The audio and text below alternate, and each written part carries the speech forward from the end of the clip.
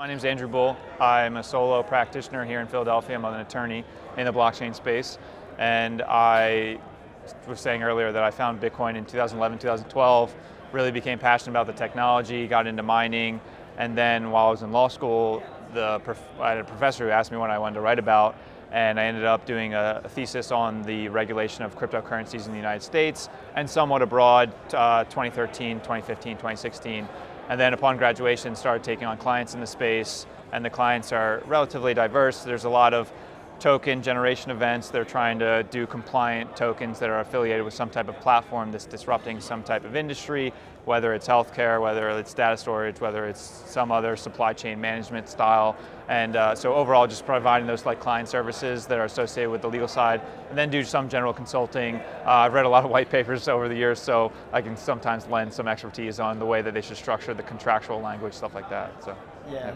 So typically when you work with a client, what stage of the life cycle do you tend to help the most or prefer to be a part of? Yeah, so if it were up to me, it would be they're already formed, they already have a business model, and then they're about to approach the actual, okay, now we're going to develop our blockchain, now we're going to release a token that's affiliated with that platform, or maybe they're not going to release a token, it's just a traditional blockchain, because then the jurisdictional formational components are much more logistics, and it's not necessarily related. It's tangentially related to the blockchain space, but it's not, doesn't get me going, I guess, as much as like token generation events do, stuff like that. So it's ideal for me to really kind of step in and be like, hey, this is the contractual language you should use. This is how you either do like a Reg D filing, which is a portion of the US Securities Act, which allows somebody to potentially launch a regulatory compliant token, stuff like that. So I really like coming in at that juncture and then helping them out kind of go throughout the whole generation event and then actual development of the platform. The kind of contractual IP components to that is really interesting as well. So, yeah. So I think it's very interesting you brought up in terms of like the regulations.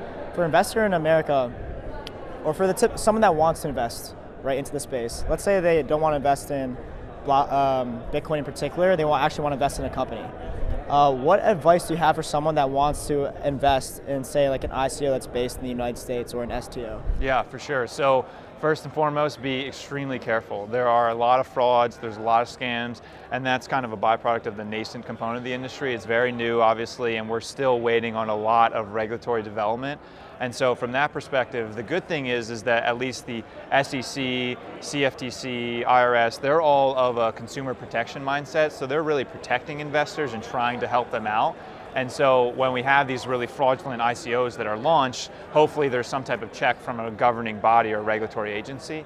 And so from that standpoint, if you're an investor looking to get involved, make sure that you do your due diligence and really look into the team, make sure they're legitimate. The great thing about this space is that there is an implicit transparency within the technology, and so you hope for that within like the team of the actual company.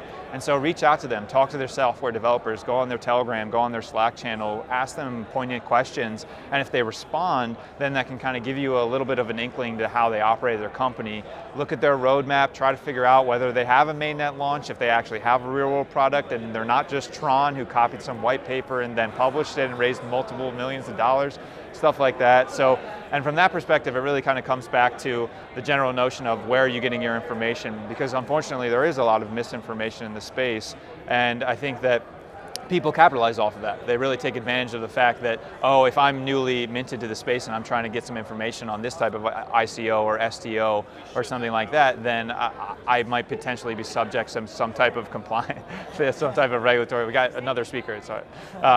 But yeah, no, so overall, and then to the notion of ICOs and STOs, the categorization of a security token is extremely up for debate, and really the only clarification we have is the Ether token for the Ethereum platform and then Bitcoin itself. Those are the only two that you can be very, very sure that aren't going to be security tokens or categorized as security tokens. And so an ERC20 token is a token that's launched on the Ethereum platform, and the majority of ICOs that are launched come through that avenue. And so unfortunately, well not unfortunately, the concern is that there's no regulatory determination for whether that is a security. So realistically, I think that's a really good question for people to ask of the team. It'd be like, what's your regulatory due diligence? Have you hired an attorney? Have you done any type of like best practices? Are you doing know your client? Are you doing anti-money laundering stuff? That's really stuff where you can start to glean some type of general notion of, okay, they are a legitimate project. They are trying to actually do something contributive to the blockchain space. And so that's kind of what you should look for. Yeah. So what are the repercussions if a company doesn't properly vet like the KYC, AML, like those typical things? What could happen to a company? Right, yeah, so I think the best example actually just happened. It was a company called Tomahawk, and they did an airdrop of their token. And so they basically said, okay, we're just going to give out our token to everybody. We're not going to do any of the compliance or due diligence, KYC, AML stuff, because we don't have to, because it's just free, and so there's no expectation of profits, which is a component of how the SEC evaluates whether something's a security.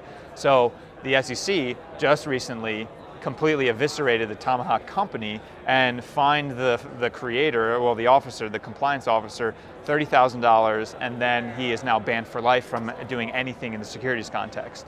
So that's a good example, and then the actual federal statute can be even more severe, and there's potential up to 5 years in prison, stuff like that, if the securities fraud is so substantial that it's like very clear they're just taking advantage of people, stuff like that.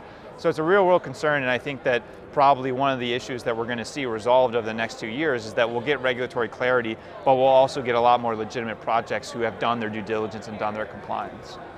That makes sense. Yeah. So also for a company that's trying to come into the space, of course there's a lot of these regulatory issues that they have to keep in mind. What do you think is your suggestion if they want to, why would they want to become an ICO as opposed to like an STO?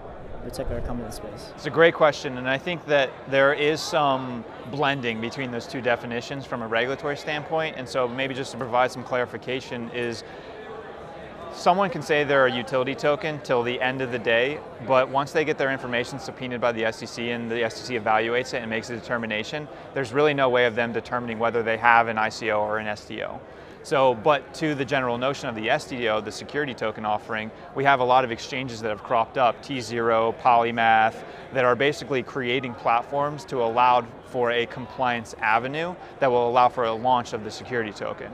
And those aren't operational yet, they're very much in development. Luckily they've raised a lot of money, ironically through our utility token raises, but they're going to be fully functional probably in the next 6 months to a year. And so for traditional businesses, I think that presents a really good opportunity because the compliance is already dealt with through the platform itself. And so when they come on and say, I want to create a security token on T0, then I can just go on there and I get linked up with attorneys or compliance officers, stuff like that, and it gives me a very clear path. And realistically, because I've had a couple of clients who've come to me and been like, oh, we want to launch a utility token, so we don't want a security token. And I'm like, well, at the end of the day, from a regulatory standpoint, there's not much of a difference.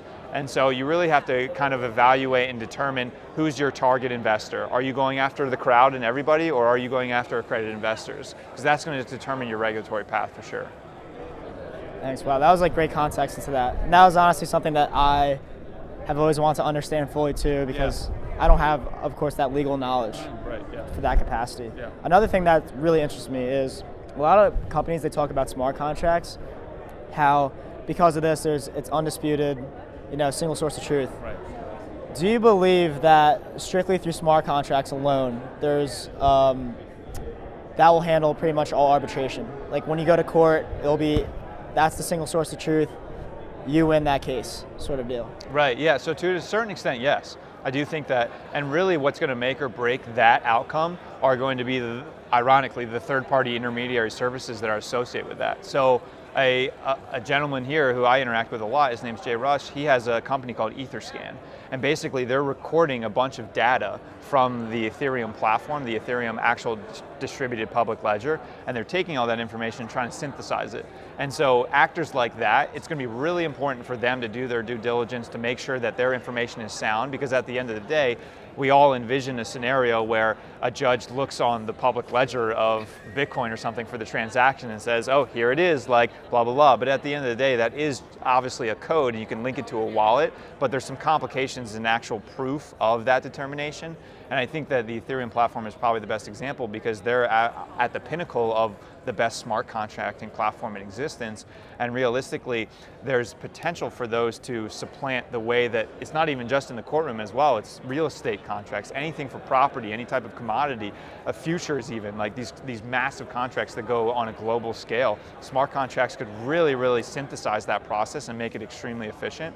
And really it's the actors around that are going to need to be very, very careful about how they approach categorizing the information. And I think probably the most synonymous example is exchanges in the crypto context. It's like they have so much power right now and they are the #1 target for scams and hacking and phishing and stuff like that.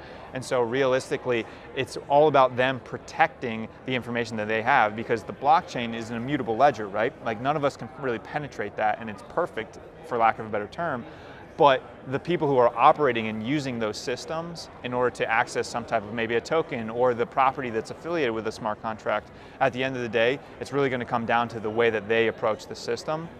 And so kind of like full circle, thinking about the judge example in the context of having some type of argument or dispute over a smart contract, realistically the technical component of the blockchain needs to advance a little bit farther in order for us to get to that point, because realistically, at the end of the day, there is some type of third-party manipulation that could potentially happen, and we need to make sure we eviscerate that before we start relying on it for like something like a justice system.